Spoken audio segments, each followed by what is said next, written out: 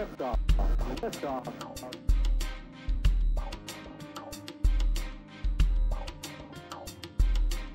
Harto menyadari telekomunikasi ini penting sekali untuk dikembangkan karena mau bicara pembangunan ekonomi, maka telekomunikasi harus dibereskan. Apalagi sesudah jadi BUMN, ini merupakan satu tugas kita bagaimana seluruh upaya itu diusahakan mendukung perkembangan ekonomi Indonesia.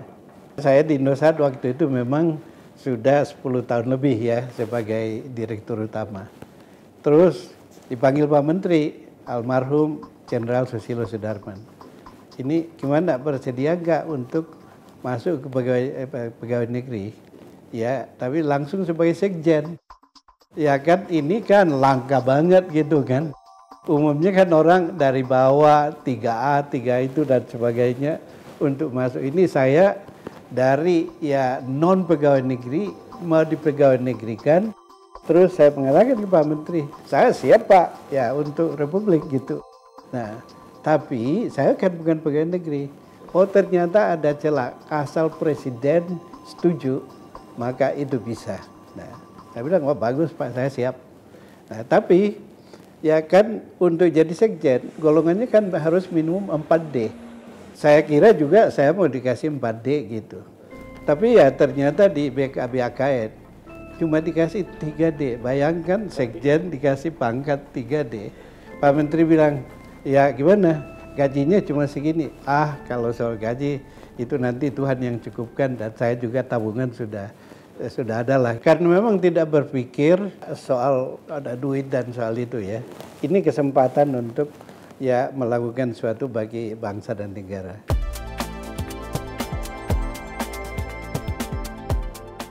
Saya kira di sini pintarnya Pak Susilo Sudarman. Karena dia kan jenderal.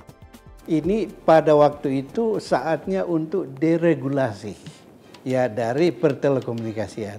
Jadi memang diperlukan orang lapangan. Bahwa saya itu direkrut masuk ke sana karena pengalaman di lapangan, pengalaman internasional selama di Indosat. Ini membuat saya diperlengkapi untuk menjadi birokrat, jadi pembantu menteri waktu itu.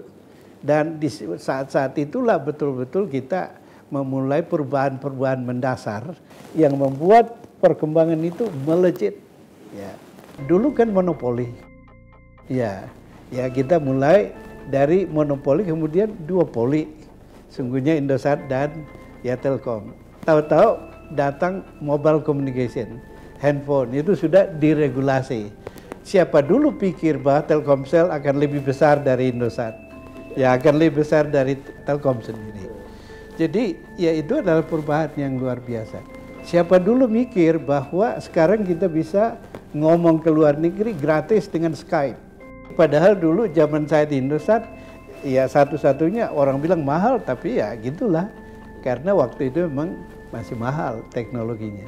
Jadi terjadi perubahan-perubahan yang luar biasa. Nah, itu terjadi selama saya jadi sekjen.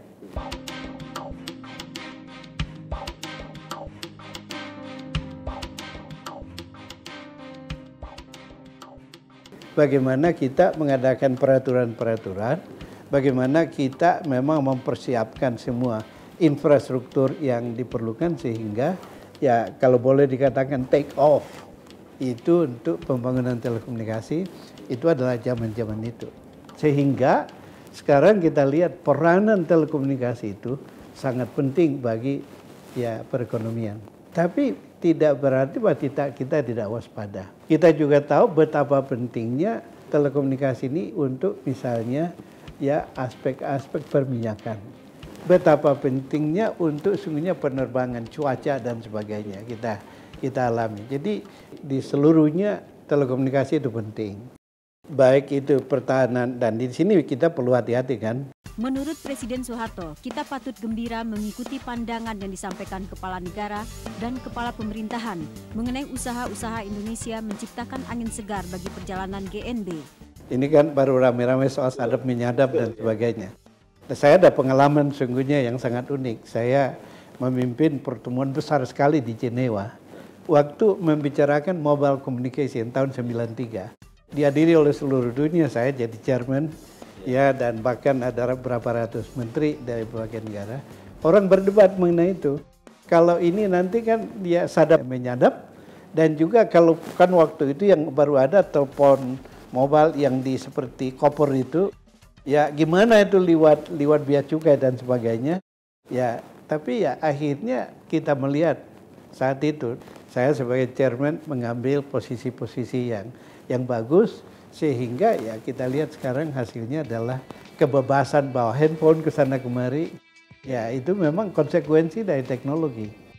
Ya, konsekuensi negatifnya kalau mau dikatakan, dan sekarang ya kadang-kadang diangkat di kalangan politisi, kayak ini kan katanya ya alat-alat produksi yang menguasai hajat hidup orang banyak ya.